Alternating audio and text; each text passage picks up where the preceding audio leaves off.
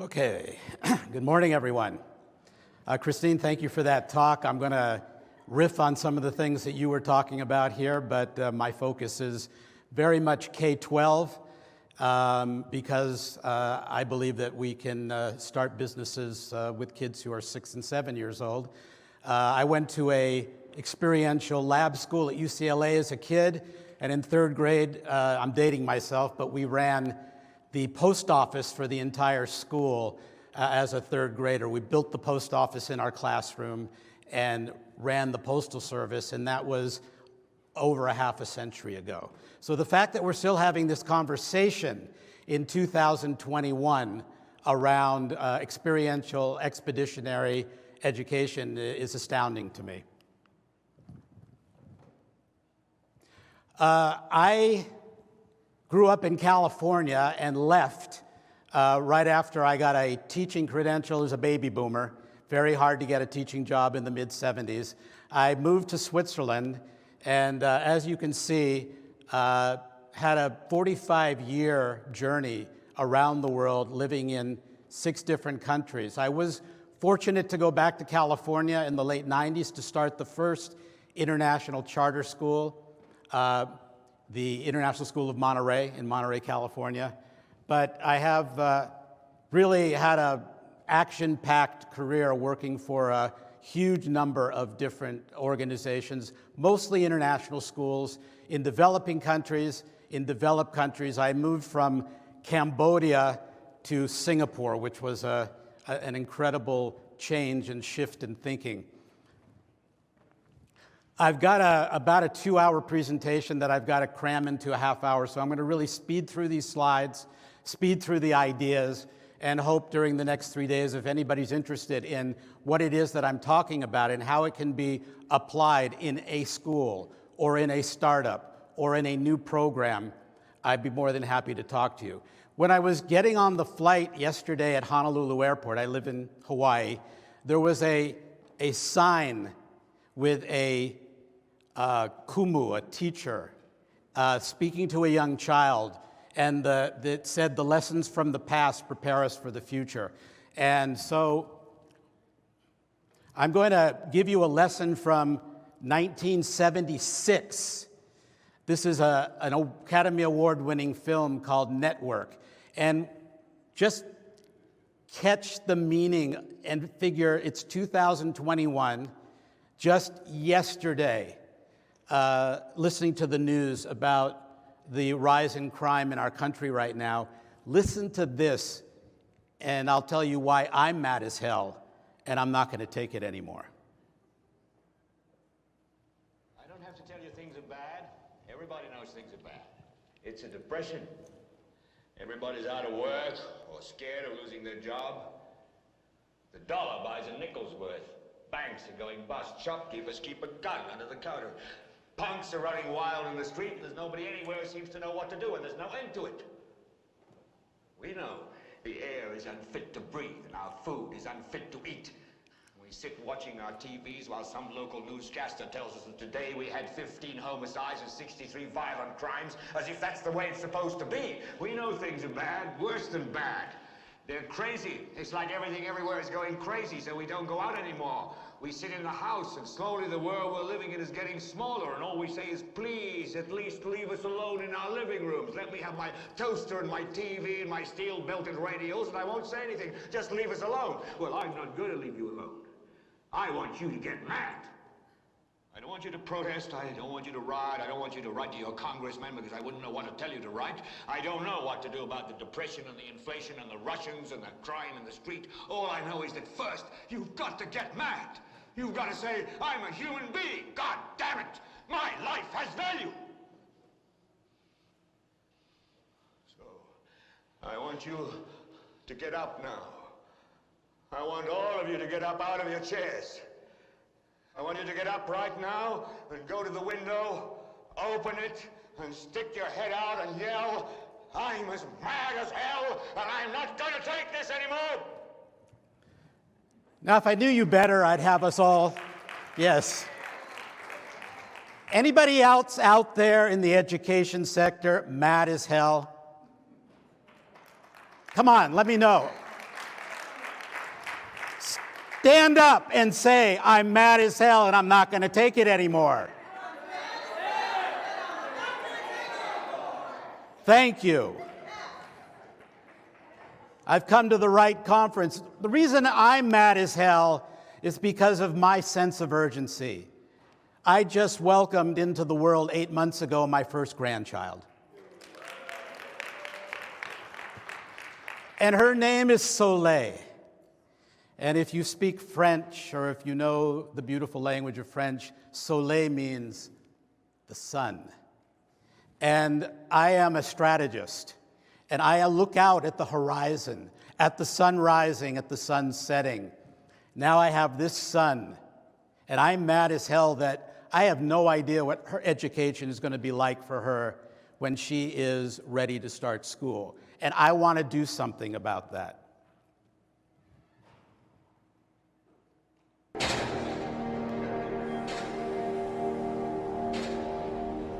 The biggest employer in Baltimore 50 years ago was Bethlehem Steel Company. You could actually drop out of high school 50 years ago, join the steel union, get a perfectly average job, earning a perfectly average wage, which would entitle you to get a perfectly average mortgage, to buy a perfectly average house, with a perfectly average yard, to have 2.0 perfectly average kids, who would go to a wonderful, perfectly average public school. You could have a perfectly average retirement and have a perfectly average funeral. That is no longer the case. The economy that we created over the course of the 20th century was an economy that needed a large number of moderately skilled people who could do the 3 R's and who could follow pretty simple instructions. As we head deeper into the 21st century, I really don't think that's the case anymore, yet our educational system still seems to be focused on turning out people with that same relatively small set of skills. My fear is that they're heading into a society and an economy and a workforce that doesn't value those skills very much anymore. And I think we need to take a good hard look and figure out what kinds of people, what kinds of skills are demanded in the technologically extraordinary society and economy that we're creating.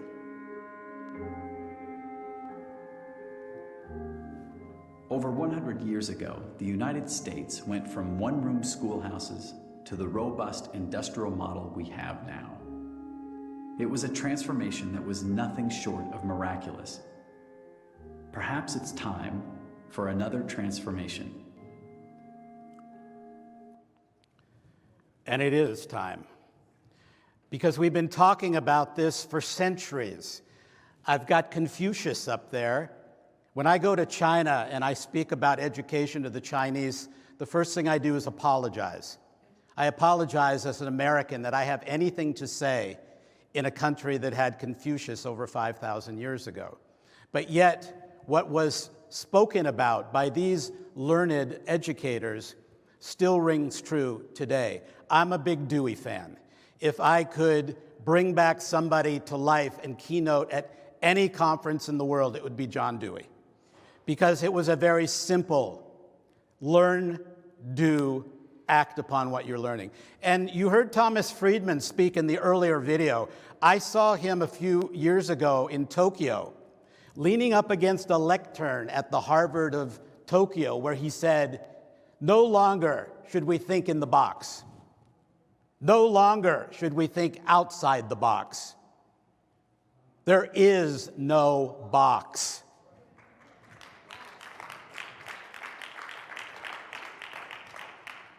Do you remember December 31st, 1999? I mean, my favorite song of all time is Prince's 1999.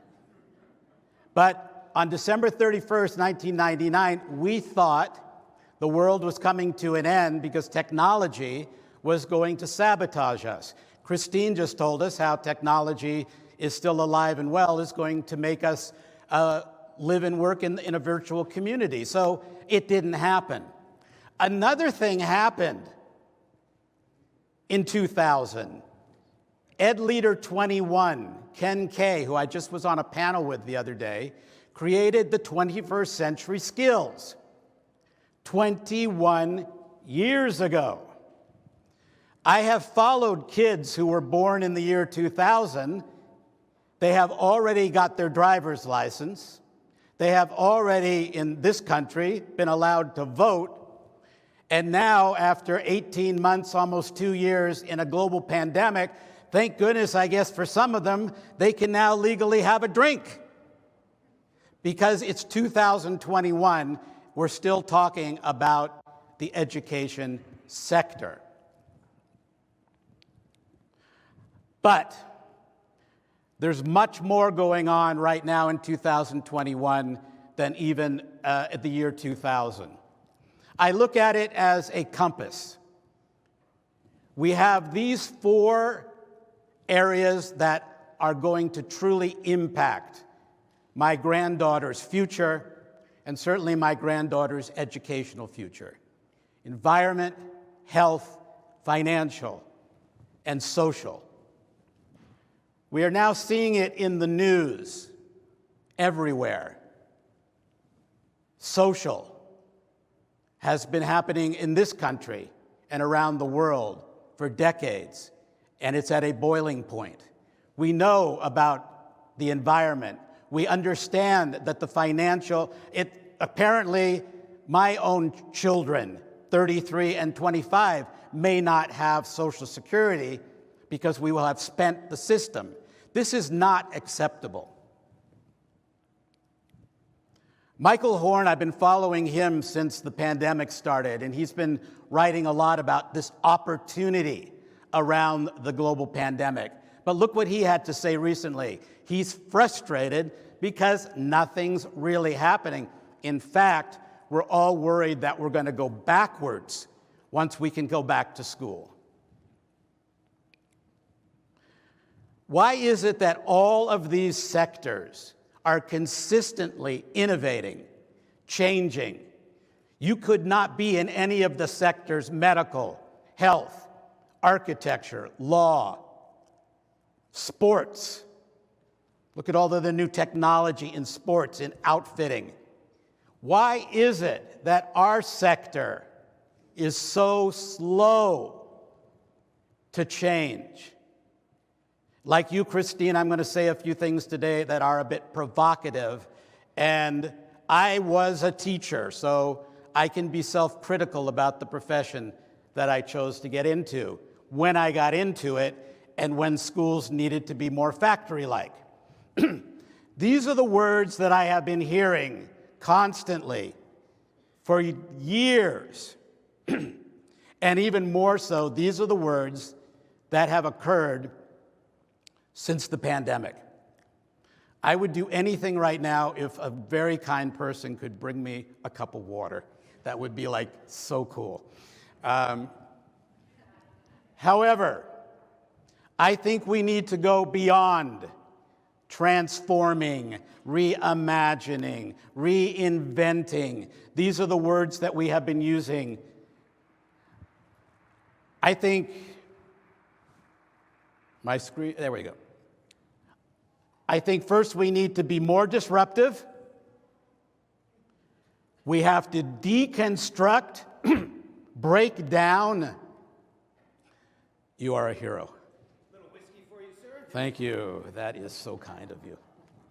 Now that's an MC.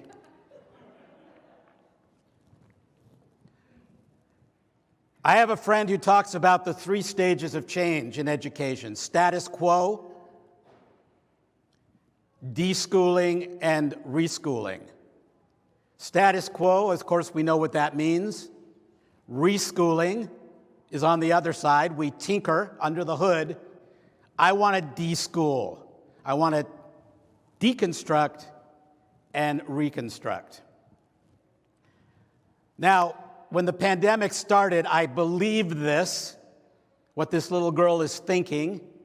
This may be an unfortunate disruption that we all need, but now I'm reading in the news, we're going to go back to school, we're worried about a learning loss, and we're probably going to go backwards, and it's just not the right time to do that. I don't know if you know Dr. Yang Zhao. He's a good friend, and he talks about a paradigm shift in education. I keep asking him, what does a paradigm shift look like in action? What would a school look like that truly had a paradigm shift?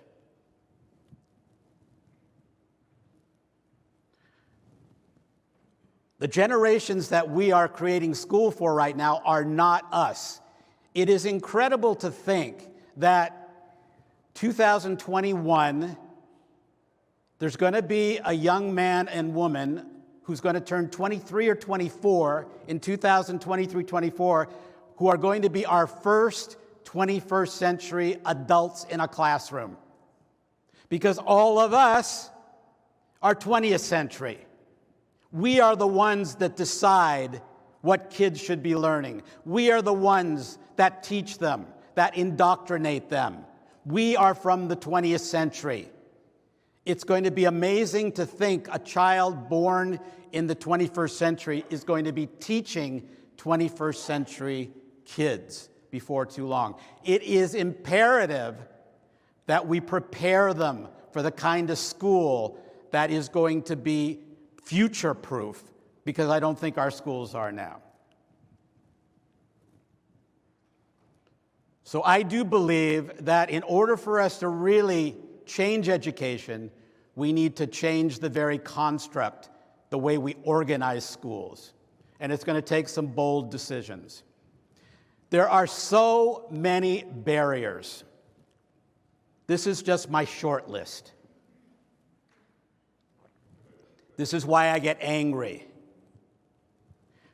Every year I read at the beginning of the school year where I come from, Hawaii, that we're 650 teachers short to start the new school year. I understand that fewer young people want to go into teaching. Well, maybe this is a moment to think, do we really need teachers if we deconstruct and reconstruct schools? Because teachers are one of the extreme barriers. I have been a head of school all over the world. I have watched a high school English teacher spend 8 weeks on chapter 3 of To Kill a Mockingbird. That's just the start of it. I have watched kids endure 185 days of Algebra 1. Because that teacher has a 185-day contract and must occupy that time. What if you could take the teacher out of the equation?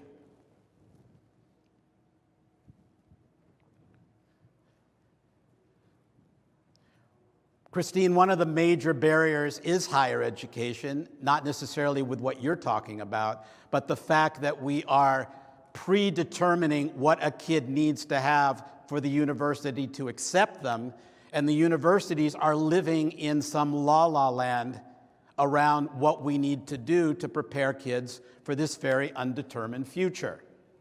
Isn't it amazing? I never thought in my lifetime that the University of California would stop accepting SAT and ACT scores for admissions.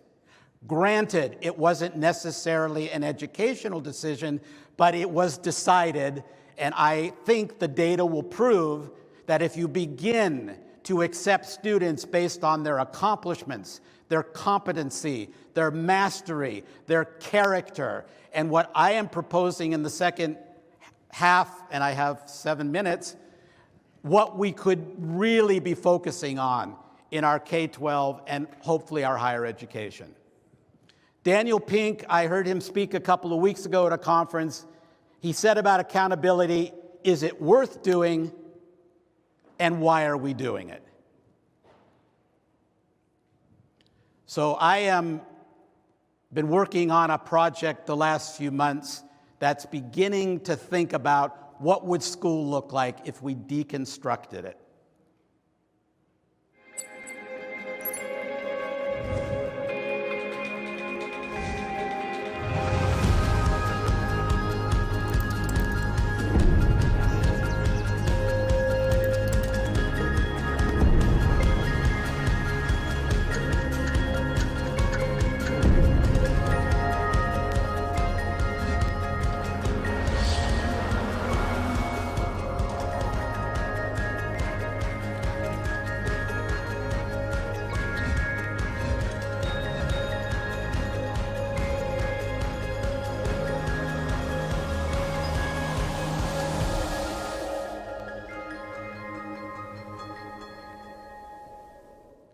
So I do believe education should be making a difference in our ever-changing world, and we have created this concept called impact. And I would be more than happy over the next 3 days to interact with any of you who might feel that impact might be something you're interested. It can come at any different level into your school as a complete or a semi-program. It enables us to capture the elusive time that we have never been able to capture in really reimagining, or in my case, reconstructing education. This is our ecosystem for impact. I know it's a lot, but I wanted to get everything on one graphic. We want as our vision to prepare for the challenges and opportunities of the future. We believe that there are character traits, there are goals. This is the one-stop shop for me for the future of education. Everything right here. This is the banner that you put up in your school or in your organization. The focus for us are what we call the 5 pillars. We think that for my granddaughter, this is what she needs to be focusing on. I agree with you 100%, Christine. I spent 22 years in Switzerland. Kids at 16 go to college for academic pursuits and an apprenticeship for a profession or a life. So it's not a new concept, but it is very much to us because everybody needs to be college bound. So these are the things that I feel that our students should be focusing on, and they should be doing it in a non-traditional way. This, to me, is what I call my balanced diet for progressive education. And they do it going back to Dewey. I have a picture there of scuba diving certification. I'm a scuba diver, and it struck me that you can't learn to scuba dive in a classroom. Isn't that an amazing thought? But we do so much to our students in the classroom. We don't get out. In scuba diving, you learn the basics. You go into a swimming pool, which is a controlled perimeter to practice. Your teacher now is dressed like you, but the ultimate goal is getting out into the open water. And I would create a school program around what we call base camp, experiential, expeditionary learning with consistent reflection going on the whole time. And so it would look something like this. This would be the educational life of a child in an impact-driven school. Here's how we would do it. We would be creating these hubs. There's the academic hub, and I'm sorry to say this, you know, I got a SAT score that wouldn't get me back into high school. I went to, and a proud graduate of a state college, but yet I have worked at some of the most prestigious schools in the world. Why? Because I didn't use Algebra 1. There are people that use Algebra 1, they know why they use it, and that's what they've done in their life. But for me, I think we need to spend less time on the course and credit work and more time in the swimming pool and in the open water. You may applaud.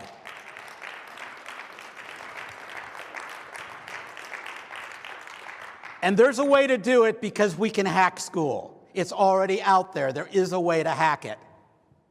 You can get a high school diploma, a 4-year high school diploma, accredited for $800. Don't believe me? Talk to me at the break. I had the honor and privilege of starting a school for economically disadvantaged children in Cambodia. We took them at 8, 9, and 10. We created an experiential expeditionary school. 100% of our kids were not college-bound, let alone graduating high school. Many of our kids' parents worked in shoe and garment factories and rice fields. We plucked them out, created the first boarding school in Cambodia. You see that little boy at the bottom, Sam Nang? When I first met Sam Nang at 8 years old, I met him and I said, this is the future president of Cambodia. That Samnang in the middle, he's taken a gap year after graduating the school we started last June, started a company with his two buddies called Klembox, and they are providing STEM and robotics kits at $8 a piece to Cambodian government schools that have no air conditioning, no windows, no plumbing, no nothing. They provide everything, the professional development, the training, and the kits. These kids are 18 years old. How did it happen? We recreated school for them about their future, not my past.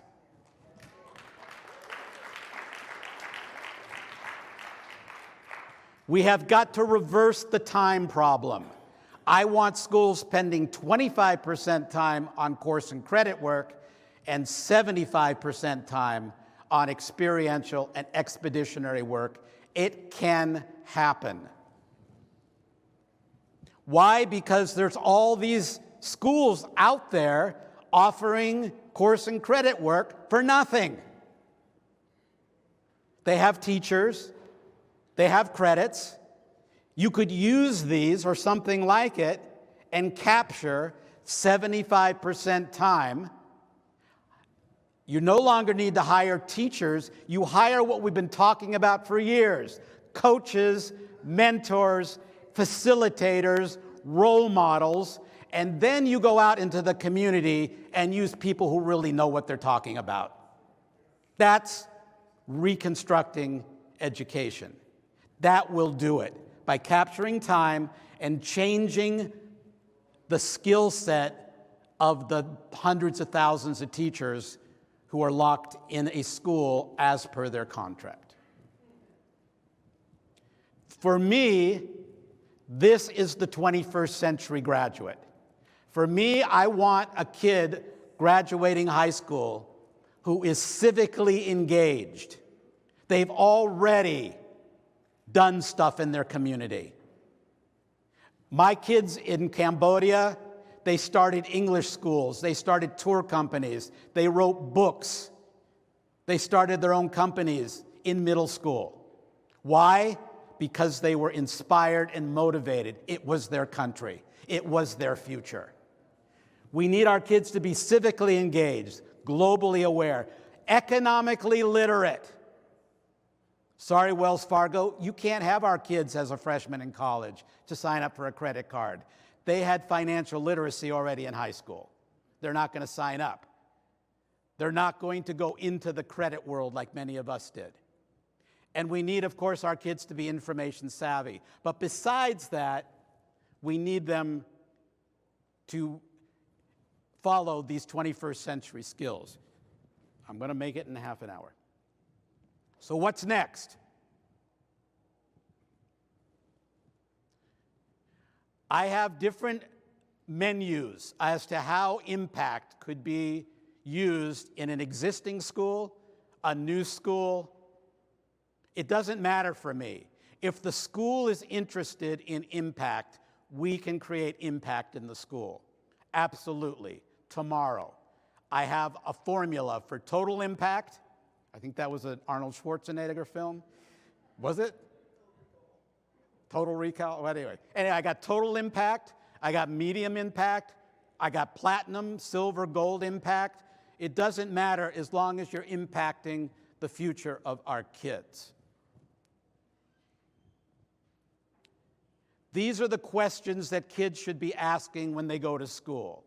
And it's not, I forgot to do my homework. I had too much homework. The teacher doesn't understand me.